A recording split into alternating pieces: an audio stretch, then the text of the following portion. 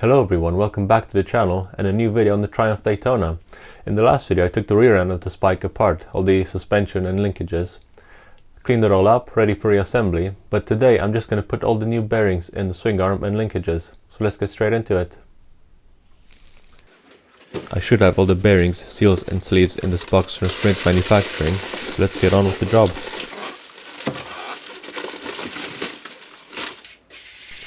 So here's the first needle roller bearing getting packed with grease and ready to be installed. And I'm gonna start with the steel link just because it only needs 2 bearings and I'm gonna finish it quicker and see how it goes. So I'm just gonna line up the bearing with the bore and then just hammer it in place. So I've left the plastic protection cap on one side so it stops any debris from getting in the bearing. I'm just gonna hammer it in until it's flush. Then I'm gonna use a socket to drive it in a bit deeper to make some space for the shaft seal as well. And do the same for both ends, of course. Now I'm gonna apply some grease to the shaft as well, and it's ready to go in.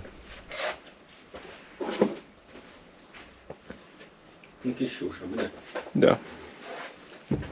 And now that the shaft is in, I'm gonna pack the shaft seals with grease, and they're ready to be installed. You could install the shaft seals before you put the shaft in, but I just prefer doing it this way on this occasion, just because I can line up the seal on the shaft first and make sure the seal lip is in the right position, and then I can hammer it in place. So I'm just lining it up with my fingers, and then I'm using a bearing and seal driver to hammer it in flush with the face of the linkage.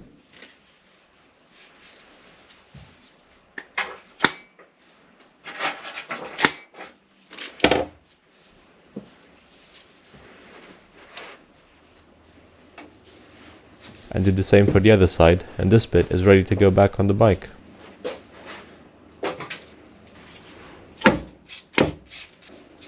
Now I'm onto the drag link, and the needle roller bearings are identical to the other linkage.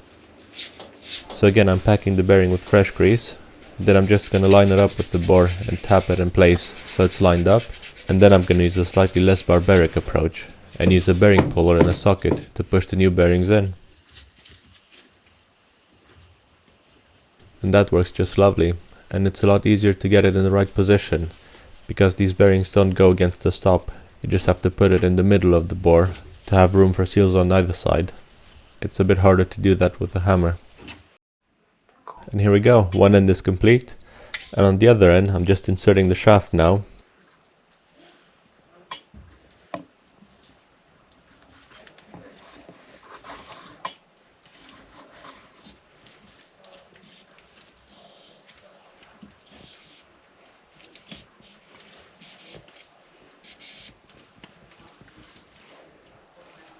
Now I'm just installing the last 2 shaft seals, same as I did before.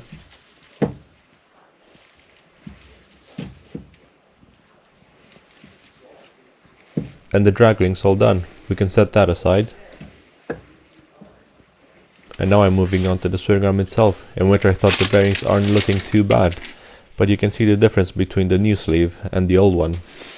So here we are. I'm gonna start with the right hand side of the swing arm with a deep groove ball bearing. I'm just gonna grease it in for rust protection and ease of installation and tap it in place. The first section of this bore is slightly larger in diameter, so I can insert part of the bearing and just line it up with my fingers to be straight, and then I'm gonna use a bearing driver to hammer it in.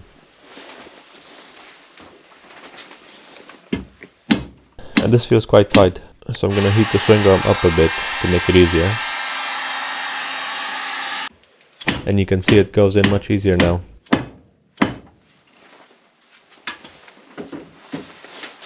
Next the circlip goes in, and now you can see if the bearing isn't seated properly, the circlip won't go in. A bit more grease in the bore and on the shaft seal, and we're ready to install that as well. And this is pretty loose, I can almost put it in with my fingers, but I'm just going to use a flat face to make sure it's flush. And now for the spacer. This is the bit that Chris was sanding earlier. And the grease is just for rust protection. This bit isn't going to see any friction.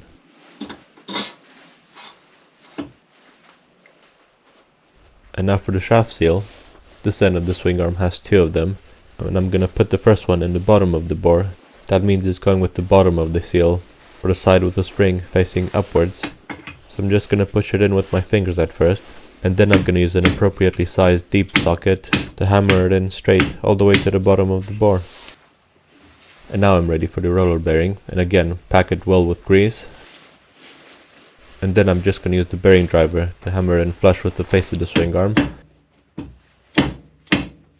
And back to the socket to drive it in the rest of the way.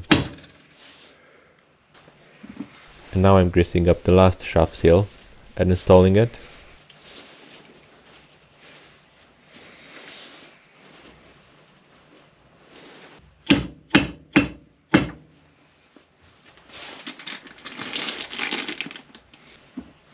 And I can install the bearing sleeve or inner race to replace the old one.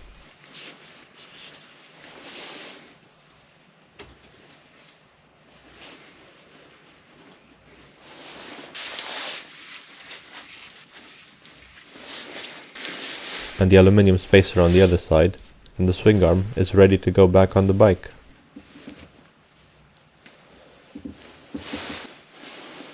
But while I'm here on the bench, I'm just gonna attach the drag link to the swing arm to make my life easier.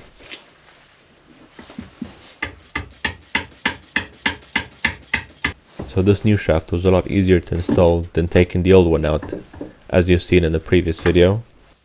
And just double checking the drag link moves freely, which it does. If you remember from the previous video, I needed to use a mallet to get it to move anywhere. And that's all done. I'm ready to move on to the next bit, which is the wheel hub or chain adjuster. So I've cleaned the bearing bores, it's all ready for reassembly. And here I've got the new seals, new roller bearing, and two new deep groove ball bearings. And here they are, pretty nice. The interesting thing is, these have a seal on both sides, which seems logical.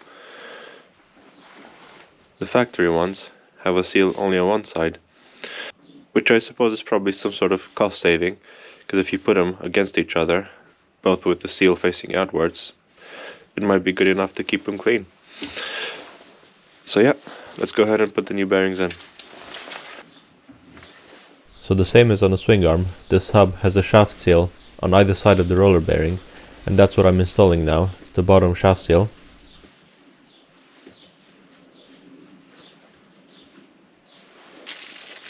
And now I'm greasing up and getting the roller bearing ready for installation, and then I'm gonna drive it all the way in. If you've noticed, there's a circlip in this bore, so this bearing has to be driven in until it touches the circlip.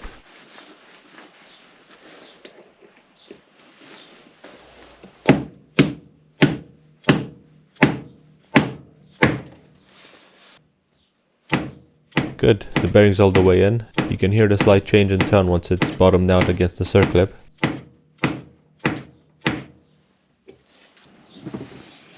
And now I'm ready to install the top clip.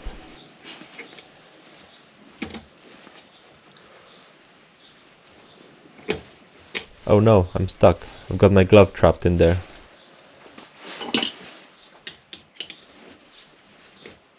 There we go, I'm free.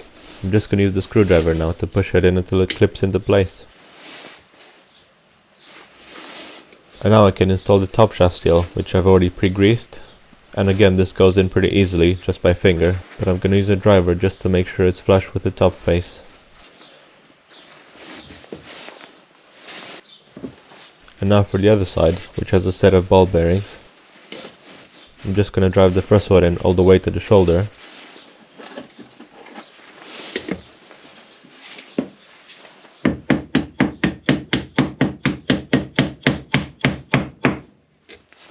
Once it's flush with the top face, I'm gonna switch to a smaller bearing driver, but still big enough to hammer on the outer race of the bearing, not the inner one.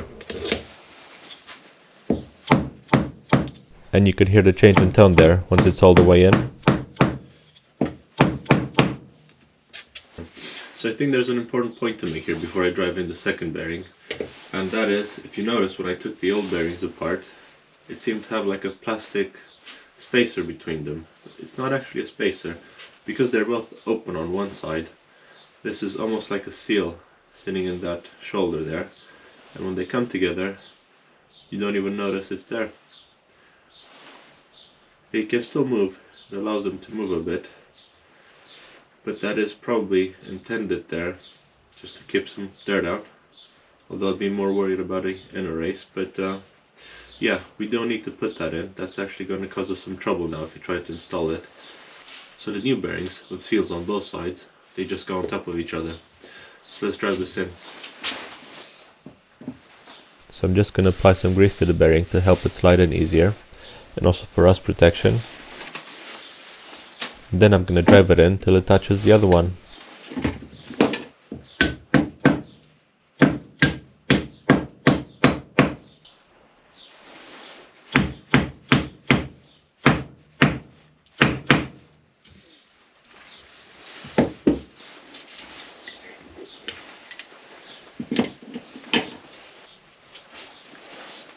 And now installing the clip on this side as well.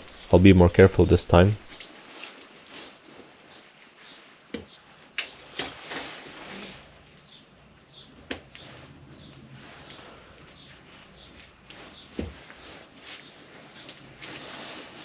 And just double checking the bearings are still moving freely.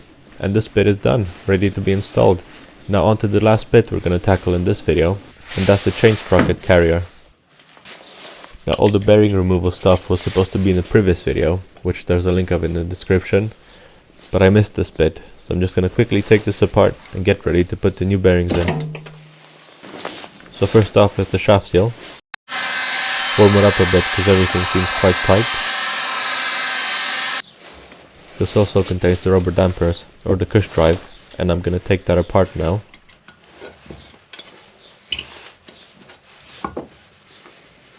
Remove the spacer, and I'm going to hammer the bearings out.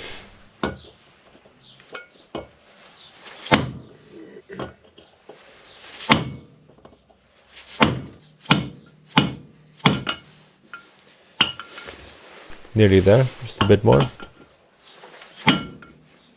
There we go, bearing is out. Ready for some cleaning and get the new bearing in.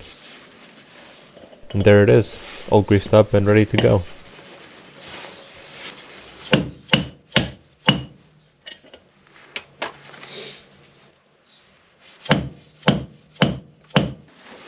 Grease the shaft seal and the bore as well, and that's ready to be installed.